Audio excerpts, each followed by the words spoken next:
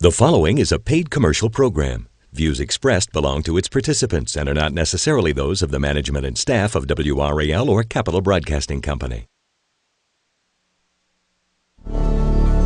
It's time for answers to your medical questions. And get an inside look at the latest in healthcare, medical technology, and treatments. This is Rex on Call. Cancer.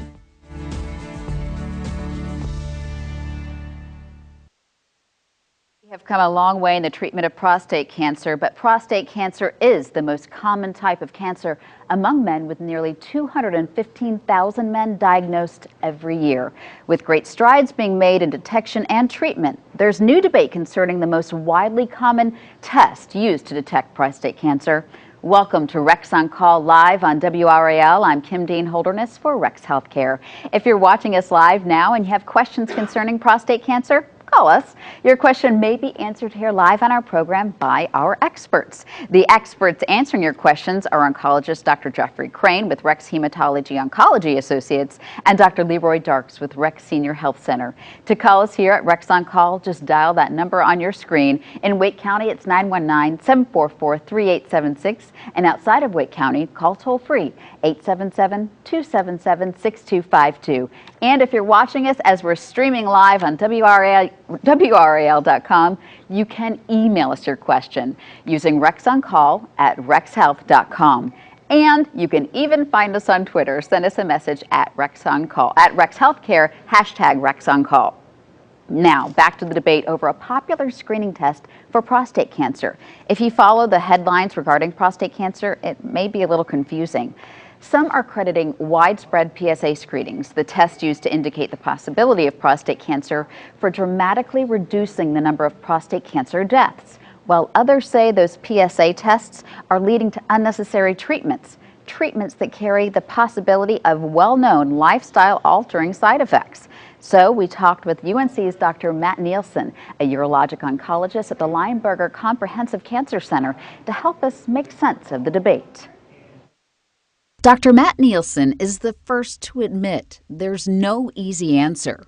I think it can be very confusing for patients to figure out what to do. If a blood test confirms a man's prostate-specific antigen, or PSA, is elevated, he is more likely to have prostate cancer. There are, however, some low levels of the disease a man could live with and never require treatment. So if every man is screened and every man who's diagnosed is treated, a significant number of men are probably being overtreated, or basically getting cancer treatment for a disease that may have never caused them harm. Biopsies can help confirm the type of prostate cancer a man may have. And if it's the lower risk disease and they choose to be treated with surgery or radiation to the prostate, there is the possibility of side effects. The kinds of side effects that men can experience with prostate cancer treatment make the thought of treating men unnecessarily even less desirable than sort of the generic idea, because they can have significant side effects in terms of their sexual function, their GI function, and their urinary function. So what's a man to do? Dr. Nielsen says more and more of his patients with the lower risk disease are choosing something called active surveillance. And the sort of words active surveillance are chosen on purpose because it's not just doing nothing. It really is carefully following and kind of continuously reassessing the risk of an individual case. Through repeat testing and biopsies, physicians can monitor a man's risk and if treatment is in fact necessary. We can identify those cases that need to be treated without missing the window of opportunity for cure when that ultimately is necessary.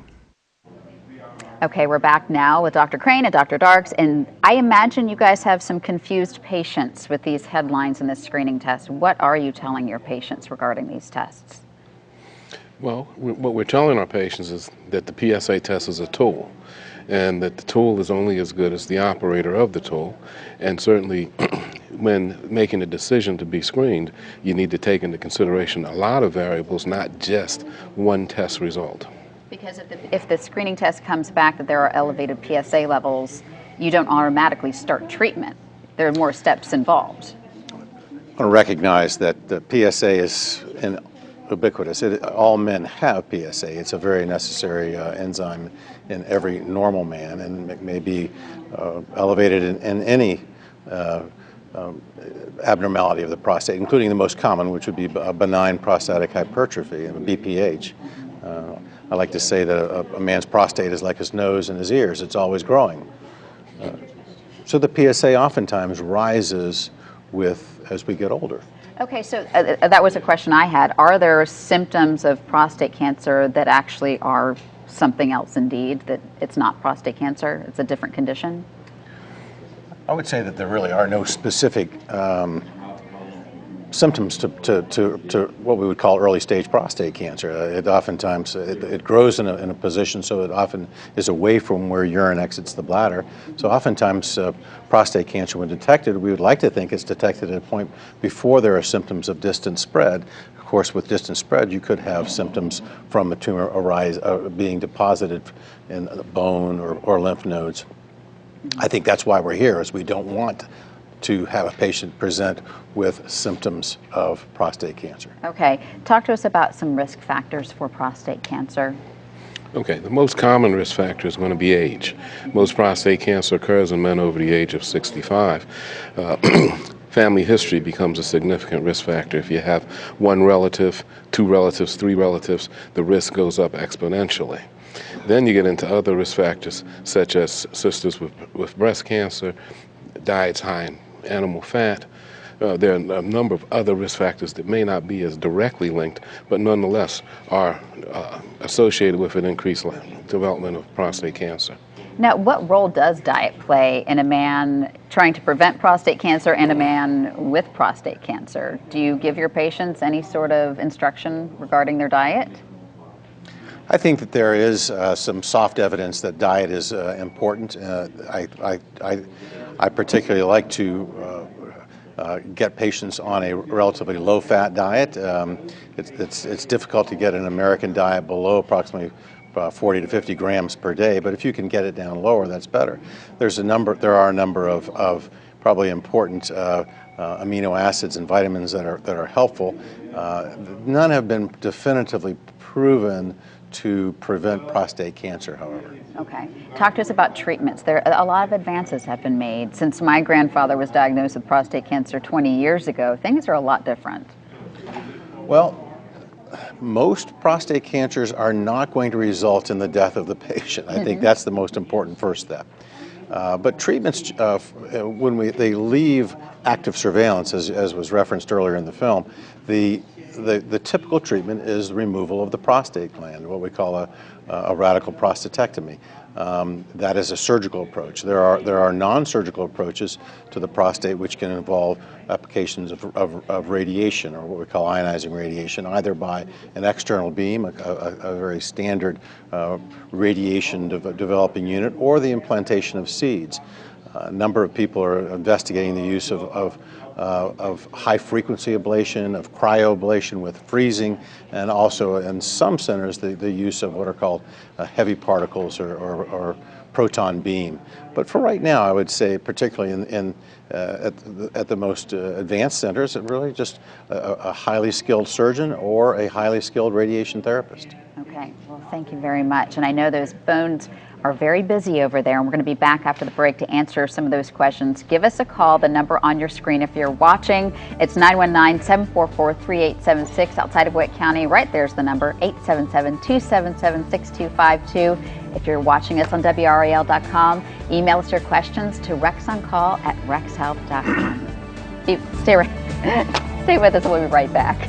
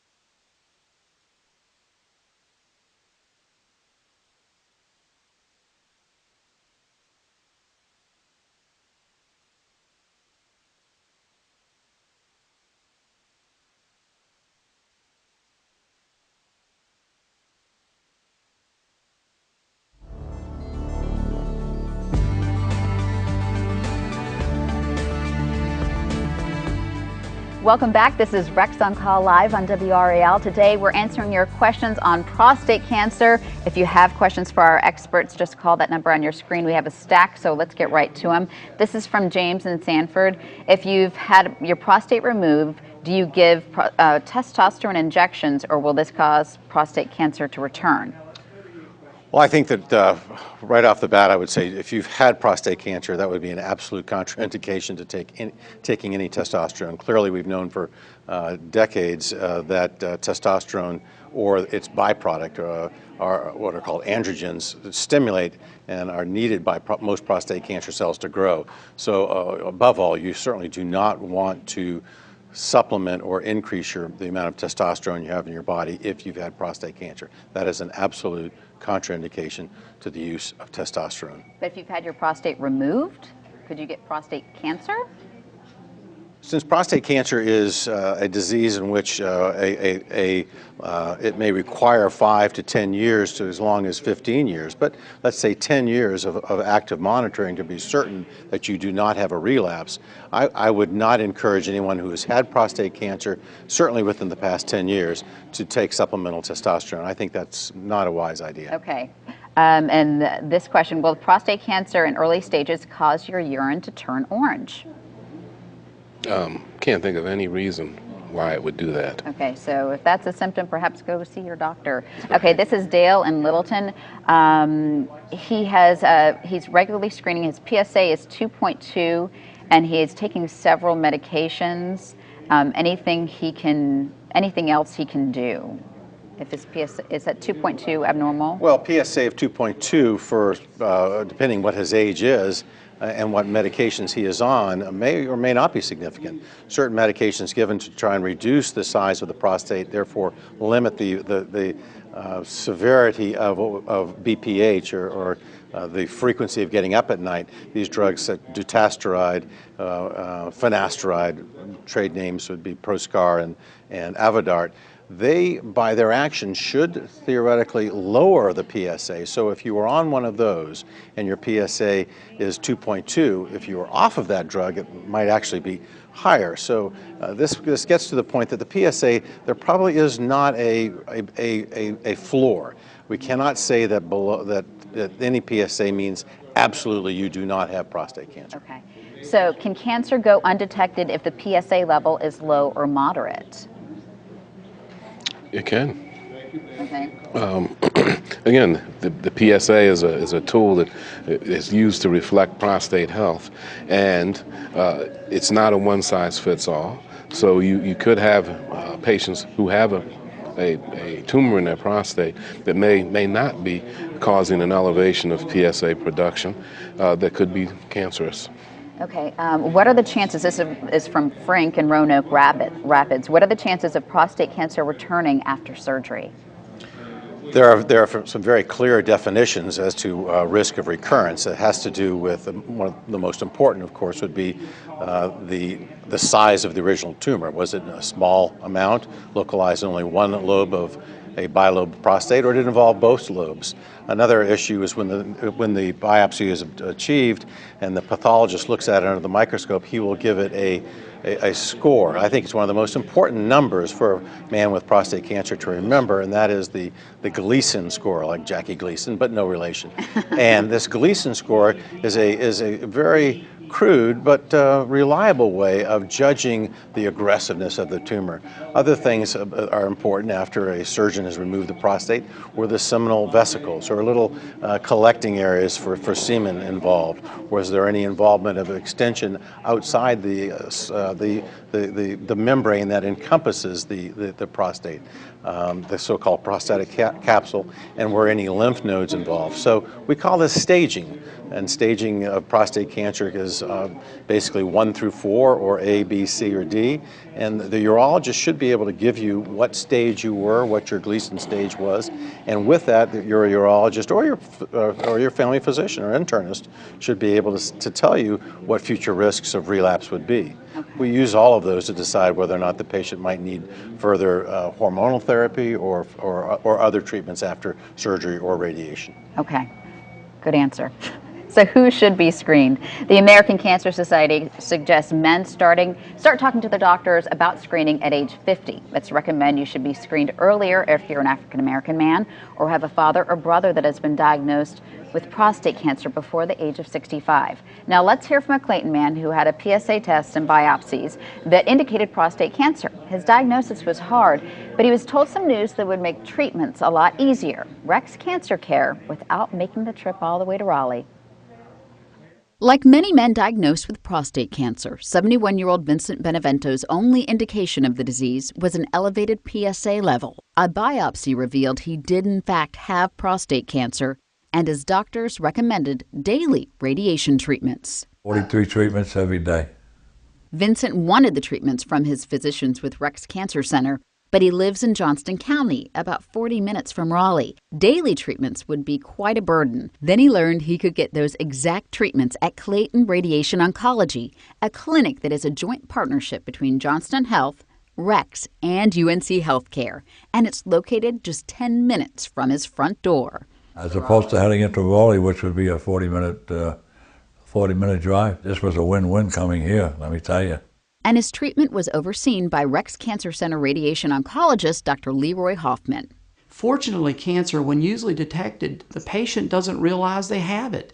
They have no symptoms and no problems, but they do have a job. They have a home, they have family, they have other responsibilities. So having cancer treatment closer to where the patient lives, closer to where they work, so we less interrupt their normal activities of daily living, can really have an impact on their quality of life.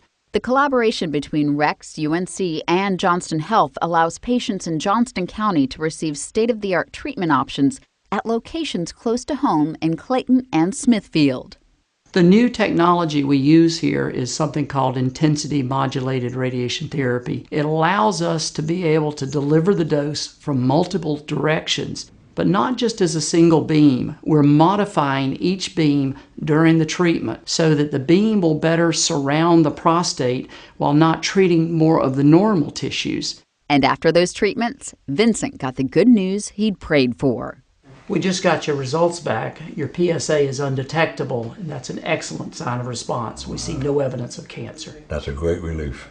And Vincent credits the world-class cancer care he received so close to home.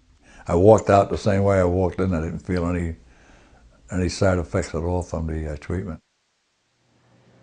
And we have a whole stack of questions to get to after the break, so just give us a call. Those numbers on your screen, or you can send us an email, and we'll get to those questions. Stay with us.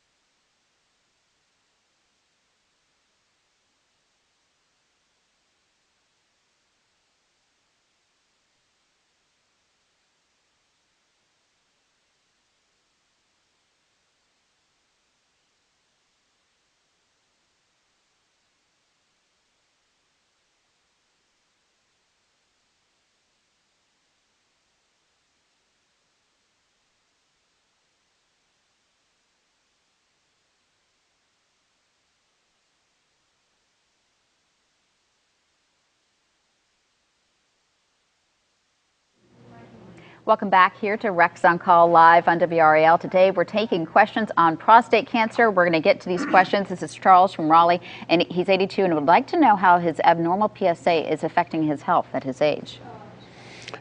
Well, again, I think the assumption is the PSA being abnormal. I don't necessarily know that in an 82-year-old man that his PSA is abnormal.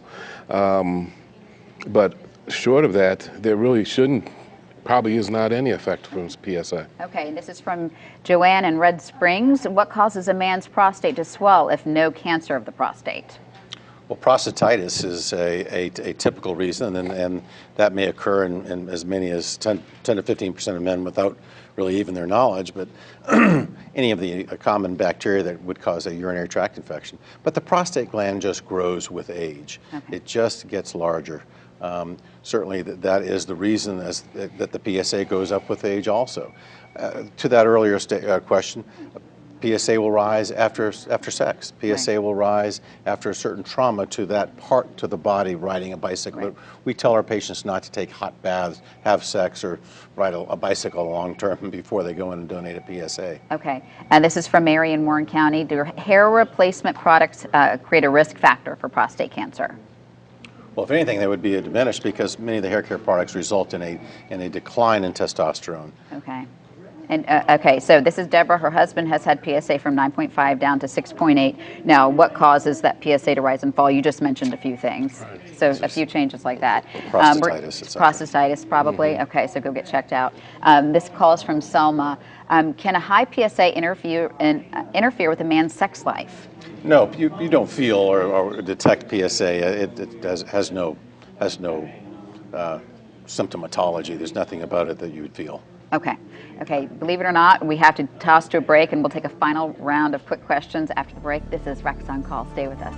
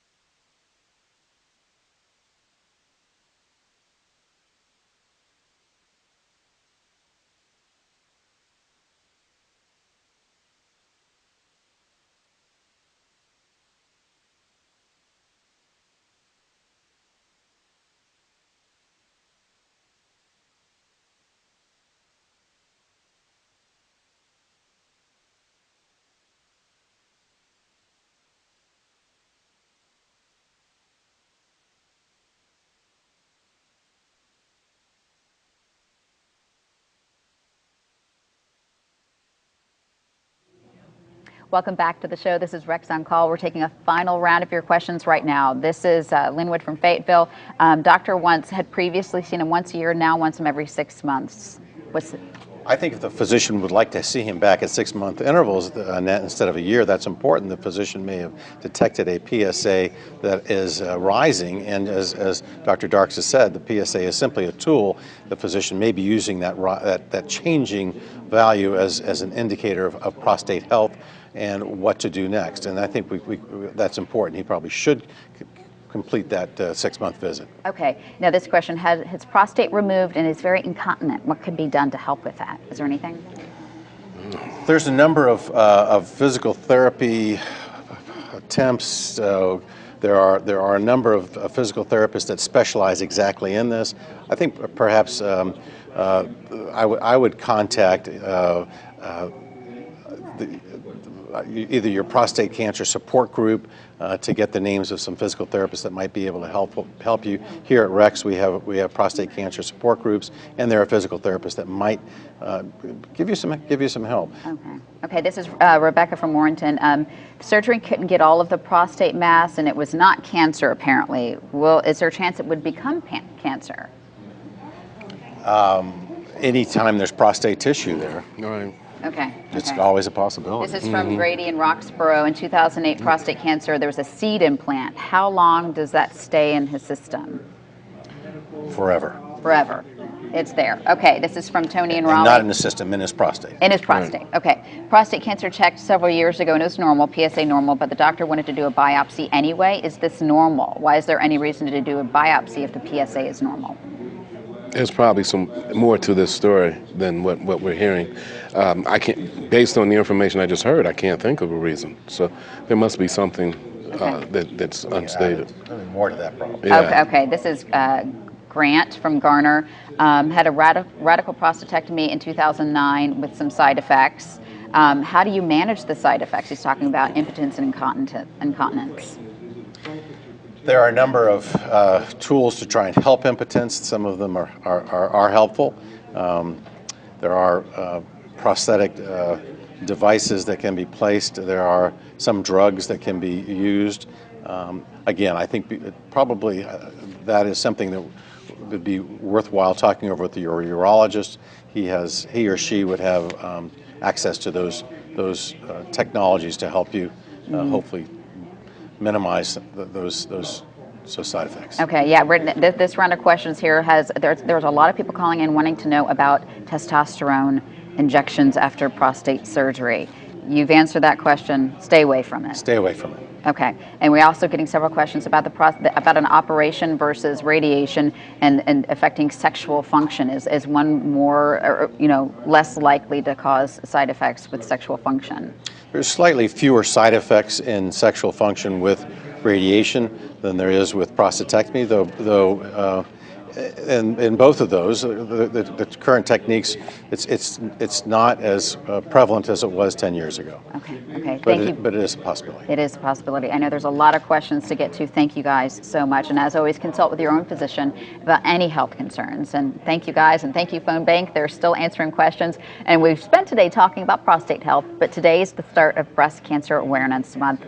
And that'll be the focus of our show on October 22nd. Until then, we wanted to make you aware of a lot of pink events happening in the area to raise money for research and help underserved women get the mammograms they need. There is a list of them right there. The Think Pink and Rex and Jersey Mike's, the Power of Pink with Brighton Collectibles. They're selling a special bracelet. There's a whole list of them, and there's even more details on rexhealth.com/pink-october. So please check those out and join us on October 22nd. We're going to have Dr. Lola Alajade and Dr. Lisa Carey at 1 p.m. right here on WRAL for our next show focused on breast cancer prevention and treatment. So we hope you'll join us then. Email us your questions ahead of time to right there. That's rexoncall@rexhealth.com.